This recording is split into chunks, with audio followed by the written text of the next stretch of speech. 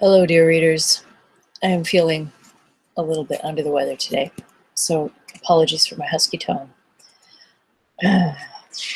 Also, if there are problems with the live read this evening, tomorrow I will just be doing a recording and uploading it because I hate having missing paragraphs. Chapter 25. After a week spent in professions of love and schemes of felicity, Mr. Collins was called from his amiable Charlotte by the arrival of Saturday. The pain of separation, however, might be alleviated on his side by preparations for the reception of his bride, as he had reason to hope that shortly after his next return into Hertfordshire, the day would be fixed that was to make him the happiest of men. He took leave of his relations at Longbourn with as much solemnity as before, wished his fair cousin's health and happiness again, and promised their father another letter of thanks. On the following Monday, Mrs. Bennet had the pleasure of receiving her brother and his wife, who came as usual to spend the Christmas at Longbourn. Mr. Gardiner was a sensible, gentlemanlike man, greatly superior to his sister, as well by nature as education. The Netherfield ladies would have had difficulty in believing that a man who lived by trade, and within view of his own warehouses, could have been so well-bred and agreeable.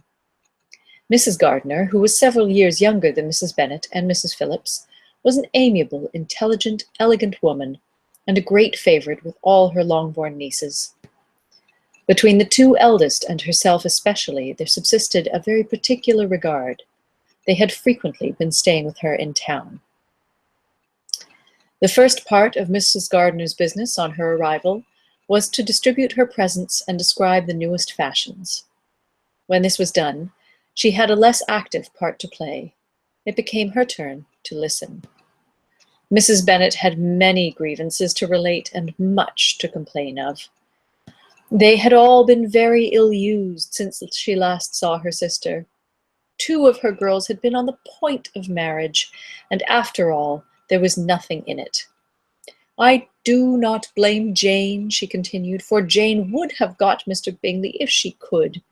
But Lizzie, oh, sister, it is very hard to think that she might have been Mr. Collins's wife by this time, had not it been for her own perverseness.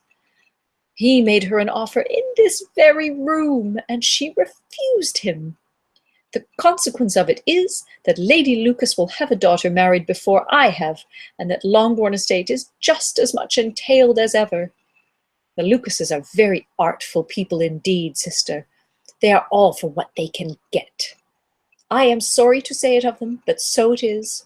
It makes me very nervous and poorly to be thwarted so in my own family, and to have neighbours who think of themselves before anybody else.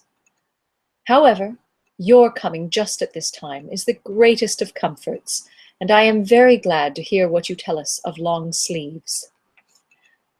Mrs. Gardiner, to whom the chief of this news had been given before, in the course of Jane and Elizabeth's correspondence with her, made her sister a slight answer, and in compassion to her nieces turned the conversation. When alone with Elizabeth afterwards, she spoke more on the subject. "It seems likely to have been a desirable match for Jane," said she. "I am sorry it went off. But these things happen so often. A young man, such as you describe Mr. Bingley, so easily falls in love with a pretty girl for a few weeks, and when accident separates them, so easily forgets her, that these sort of inconstancies are very frequent." "An excellent consolation in its way," said Elizabeth, "but it will not do for us. We do not suffer by accident. It does not often happen that the interference of friends will persuade a young man of independent fortune to think no more of a girl whom he was violently in love with only a few days before. But that expression, violently in love, is so hackneyed, so doubtful, so indefinite, that it gives me very little idea. It is as often applied to feelings which arise from a half-hour's acquaintance as to a real strong attachment. Pray, how violent was Mr. Bingley's love? I never saw a more promising inclination. He was growing quite inattentive to other people, and wholly engrossed by her. Every time they met, it was more decided and remarkable. At his own ball, he offended 2 or 3 young ladies by not asking them to dance, and I spoke to him twice myself without receiving an answer. Could there be finer symptoms? Is not general incivility the very essence of love? Oh, yes, of that kind of love which I suppose him to have felt. Poor Jane! I am sorry for her, because, with her disposition, she may not get over it immediately. It had better have happened to you, Lizzie. You would have laughed yourself out of it sooner. But do you think she would be prevailed on to go back with us? Change of scene might be of service, and perhaps a little relief from home may be as useful as anything. Elizabeth was exceedingly pleased with this proposal, and felt persuaded of her sister's ready acquiescence. I hope, added Mrs. Gardiner, that no consideration with regard to this young man will influence her. We live in so different a part of town. All our connections are so different, and, as you well know, we go out so little, that it is very improbable they should meet at all unless he really comes to see her. And that is quite impossible, for he is now in the custody of his friend, and Mr. Darcy would no more suffer him to call on Jane in such a part of London. My dear aunt, how could you think of it? Mr. Darcy may perhaps have heard of such a place as Gracechurch Street, but he would hardly think a month's ablution enough to cleanse him from its impurities, were he once to enter it. And depend upon it, Mr. Bingley never stirs without him. So much the better. I hope they will not meet at all. But does not Jane correspond with his sister? She will not be able to help calling. She will drop the acquaintance entirely. But, in spite of the certainty in which Elizabeth affected to place this point, as well as the still more interesting one of Bingley's being withheld from seeing Jane, she felt a solicitude on the subject which convinced her, on examination, that she did not consider it entirely hopeless. It was possible, and sometimes she thought probable, that his affection might be reanimated, and the influence of his friends successfully combated by the more natural influence of Jane's attractions.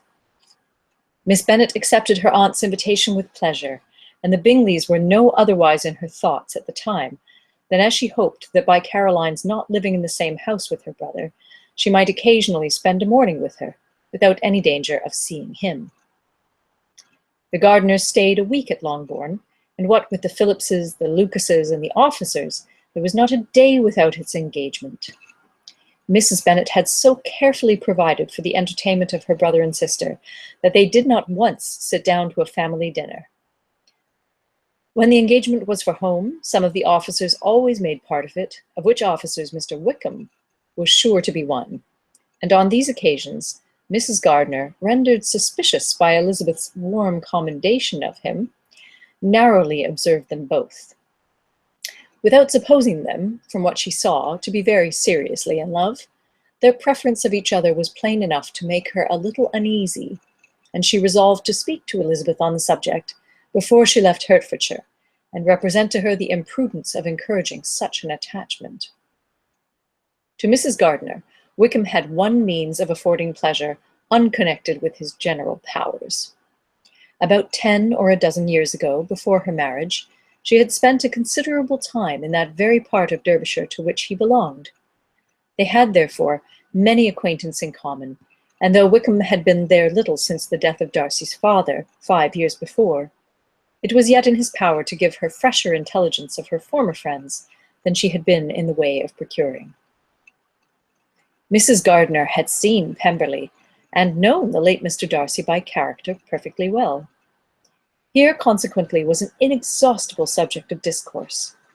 In comparing her recollection of Pemberley with the minute description which Wickham could give, and in bestowing her tribute of praise on the character of its late possessor, she was delighting both him and herself.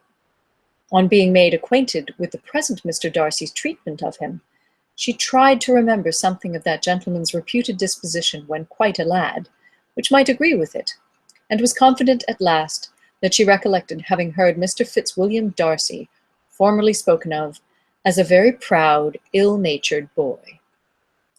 Thus ends chapter 25. Join me tomorrow for chapter 26. Assuming I can still talk. Good night.